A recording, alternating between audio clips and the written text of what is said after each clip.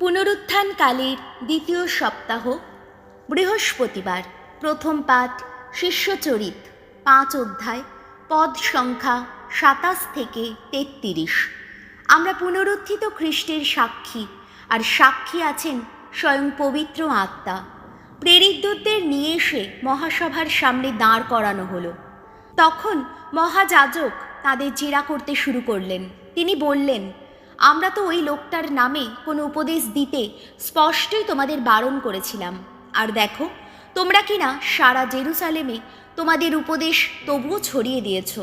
এমনকি ওই লোকটার মৃত্যুর দায়িত্ব তোমরা এখন আমাদেরই ওপর চাপাতে চাইছ। উত্তরে পিতর ও প্রেরিত দূতেরা বললেন, মানুষের চেয়ে ঈশ্বরকেই তো মানা উচিত। ক্রুশে ঝুলিয়ে আপনারা যাকে হত্যা করেছিলেন, সেই যিশুকে তো আমাদের পিতৃপুরুষদের ঈশ্বর পুনরুত্থিতই করেছেন। ইসরায়েল জাতির মানুষকে মন পরিবর্তন ও পাপ মুক্তির সুযোগ দেবার জন্যে ঈশ্বর আপন শক্তিতে তাঁকেই মহানায়ক ও পরিত্রাতা রূপে মহামান্বিত করেছেন। আমরা নিজেরাই এই সব কিছুর সাক্ষী, আর সাক্ষী আছেন সেই পবিত্র আত্মা, যিনি তাঁর অনুগত সকলের কাছে ঈশ্বরের মহাদান। এই কথা শুনে মহাসভার সদস্যরা তো রেগেই আগুন। তারা প্রেরিত দূতদের মেরে ফেলবেন বলে স্থির করলেন।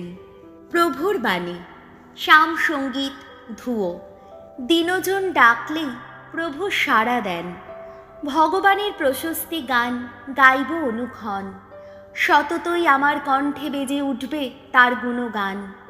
আস্বাদন করো, দেখো দেখো ভগবান কি মঙ্গলময়। যারা তাঁর শরণাগত, ধন্য ধন্য তারা। ধুয়ো। দিনজন ডাকলেই প্রভু সাড়া দেন। ধার্মিক যারা, ভগবান তাদের চোখে চোখেই রাখেন।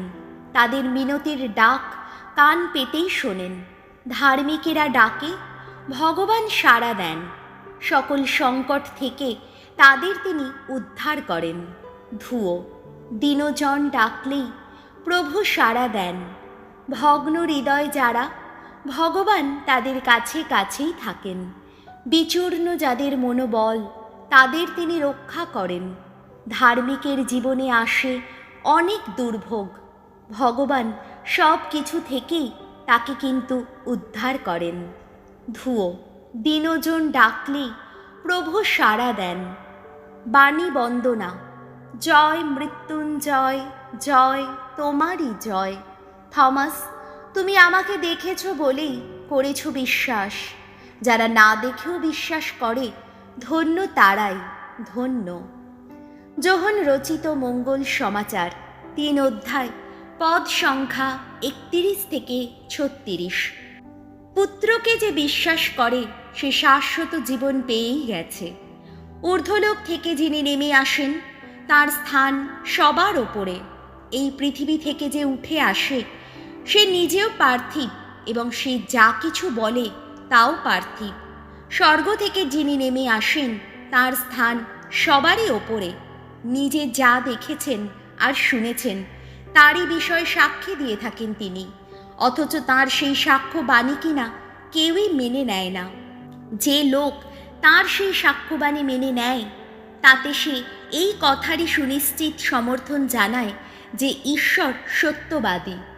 ঈশ্বর যাকে পাঠিয়েছেন, তিনি তো স্বয়ং ঈশ্বরের বাণী সকলকে জানিয়ে দেন, কারণ ঈশ্বর অপরিমিতভাবেই পবিত্র আত্মাকে তার অন্তরে দান করে থাকেন। পরম পিতা তাঁর পুত্রকে ভালোবাসেন, তাঁরই হাতে তিনি সমস্ত কিছু তুলে দিয়েছেন। পুত্রকে যে বিশ্বাস করে সে শাশ্বত জীবন পেয়েই গেছে, কিন্তু পুত্রকে বিশ্বাস করতে যে অস্বীকার করে, সে কোনো দিন সেই জীবনের সন্ধান পাবে না। ঈশ্বরের ক্রোধ তার ওপর থেকেই যায়। প্রভু যিশুর মঙ্গল সমাচার।